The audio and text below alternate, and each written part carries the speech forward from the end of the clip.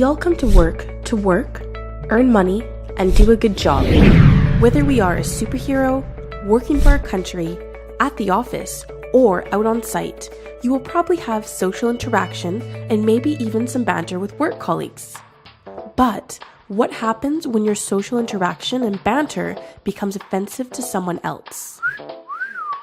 Let's start with sexual harassment. This is any unwanted or unwelcome sexual behavior which makes a person feel offended, humiliated, or intimidated. For harassment to occur, there needs to be someone who receives the treatment and at least one person who provides it. For our sake, let's call it victim and perpetrator. Sexual harassment can be both obvious and subtle, and can take many forms. Importantly, it is what the victim felt rather than what may or may not have been intended by the perpetrator. If the victim feels offense, then that could be enough to be sexual harassment. You are a manager in the office, and you see one employee walk past and brush their hand across another employee's backside. You might brush it off the first time as an accident, but over the course of several days, you notice the same employee doing it to this employee as well as a few others.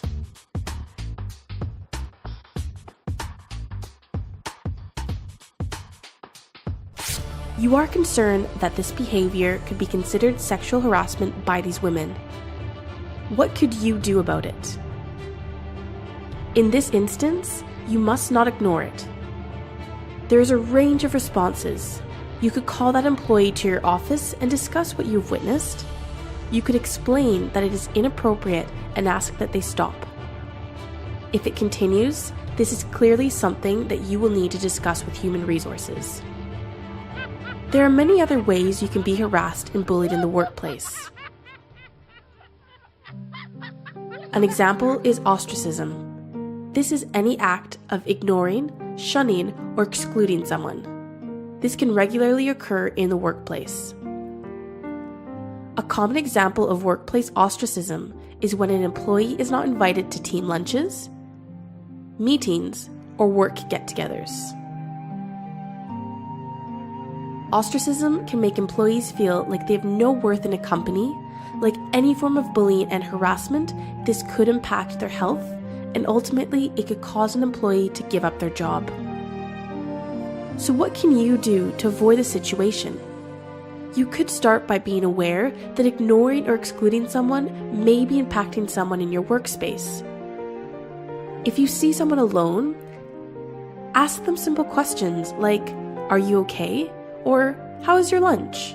Also, make sure that they are aware that there's a staff meeting and how often they occur. You might think that you can only be bullied or harassed by people that are around you in the workplace. In reality, it can come from your superiors, such as your supervisor, manager, or boss. This can come in the form of being undermined. Undermining can include belittling, name-calling, gossip, and placing undue pressure to produce work with an impossible deadline. These undermining situations can have negative effects on an employee's work ethic, mood, and job performance. What can you do to avoid or deal with undermining situations? You could start by not engaging in gossip. By not getting involved, you can avoid further situations and spreading rumors. You could also start by talking to your superiors. Explain your situation. Remember, any form of subtle or obvious bullying or harassment is unacceptable and should be reported. There are many consequences, including dismissal, claims against a perpetrator and company, legal fees, they can be up to hundreds of thousands of dollars, impact on employees' health,